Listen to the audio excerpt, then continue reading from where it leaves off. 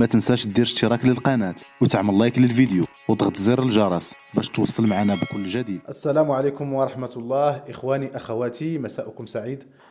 نبدأ بهذا الخبر الذي تناولته بعض الصحف المحلية. تقول بأن القوات المغربية أو الجيش المغربي تمكن اليوم من إحباط هجوم لجبهة البوليساريو قرب مدينة سمارة. هذا الهجوم كان من خلاله البوليساريو كيستعد باش يطلق صواريخ جراد باتجاه المدن المغربية الصحراوية، لكن يقظة الجيش المغربي حالت دون ذلك.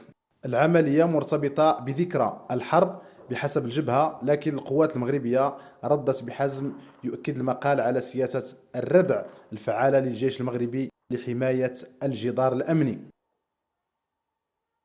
وهذا التدخل للجيش المغربي كان بواسطة مسيرة مغربية تابعة للقوات المسلحة الملكية، التي اكتشفت أن هناك تحرك معادي شرق الجدار الأمني بعدما كانت ميليشيات البوليساريو تستعد لإطلاق صواريخ من نوع جراد في اتجاه مدينة سمارة.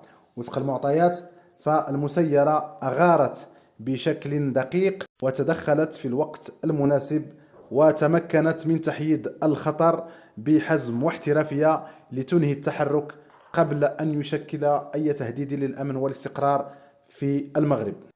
وكتأكد هذه الواقعة أن القوات المسلحة الملكية كتعتمد واحد السياسة واضحة في تأمين الجدار الأمني، سياسة تقوم على الردع السريع والدقيق تجاه أي اقتراب غير مشروع من المنطقة العازلة. وهو اللي رسخ هذه المعادلة ديال الردع الفعالة اللي جعلت محاولة التصعيد تنتهي قبل أن تبدأ. قبل ما تبدأ كتنتهي بالحنكة وبالقوة وبالتدخل السريع ديال الجيش المغربي. إذا نكتفيو بهذا الخبر ونتسناو أن جبهة البوليساريو تعلن على الخسائر ديالها من خلال هذا التدخل هذا. فجبهة البوليساريو راه ملتزمة الصمت، ما علنت على حتى حاجة، رغم أن الخسائر راه فادحة في الأرواح وفي العتاد.